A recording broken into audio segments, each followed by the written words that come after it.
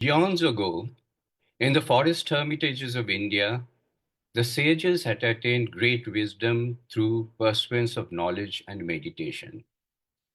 They had addressed the entire world and declared, Vedahametam, we have known him. These enlightened sages wanted to share their wisdom with one and all. They addressed all mankind as sons of the immortal and declared, Shrinnantu Vishve Amritasya Putra Aye Dhamani Divyani Tastu Vedahametang Purushang Mahantam Aditya Varnam Tamasah Parastat.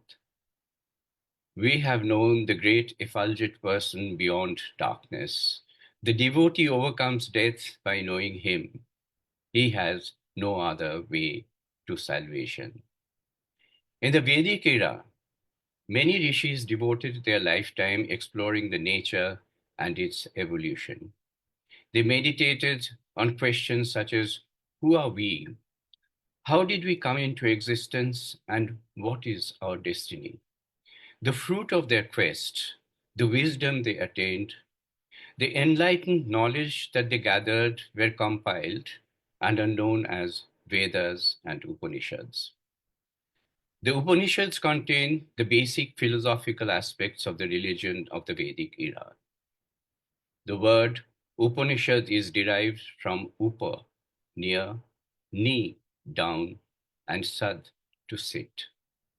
That is, sitting down near. Groups of pupils sat near a teacher to learn from him. In the quietude of forest hermitages, the Upanishad thinkers pondered on the problems of the deepest concern and communicated their knowledge to pupils near them. That was the golden age of India, when spiritual thoughts and philosophy attained great heights. Many hundreds of years passed. Gradually, darkness of ignorance engulfed our society and snuffed out the lamp of knowledge. Blind faith replaced wisdom, and a set of meaningless rituals, superstitions, and corrupt practices were followed in the name of religion.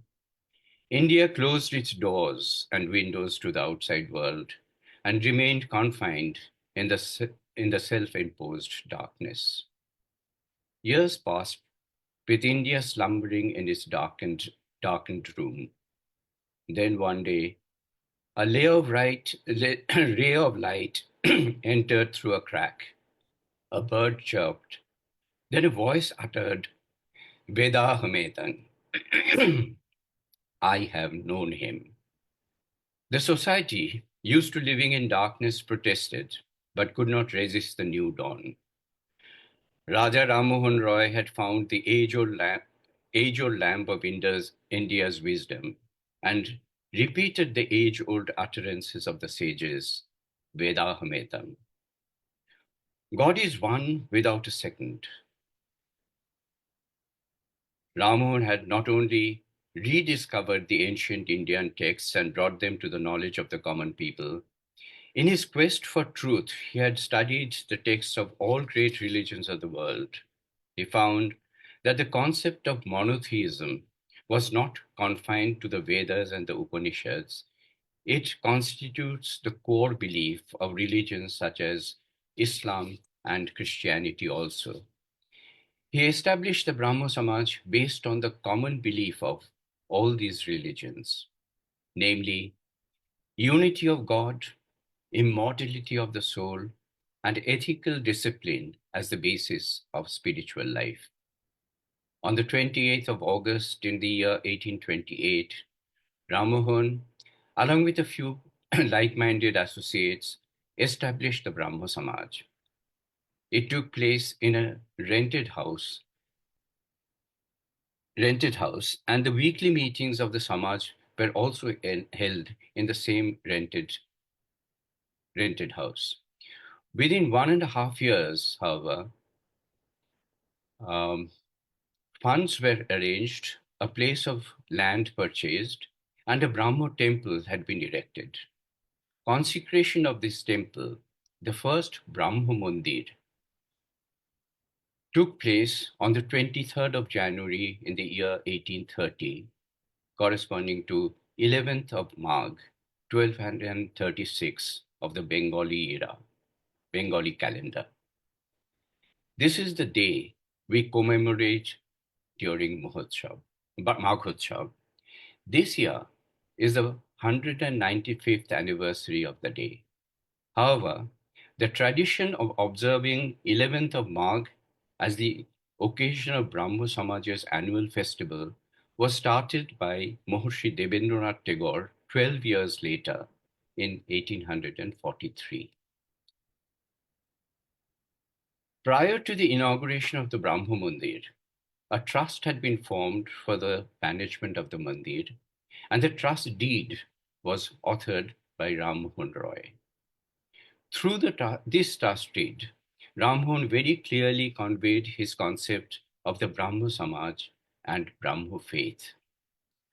It states that a Brahmo Mandir was a place of public meeting of all sorts and descriptions of people without distinction, as shall behave and conduct themselves in an orderly, sober, religious, and devout manner for the worship and adoration of the eternal, unsearchable, and immutable being who is the author and preserver of the universe.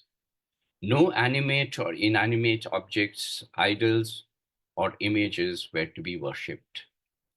The trust deed also states that the Brahmo Mandir is for the promotion of charity, morality, piety, benevolence, virtue, and strengthening of bonds of union between men of all religious persuasions and creeds.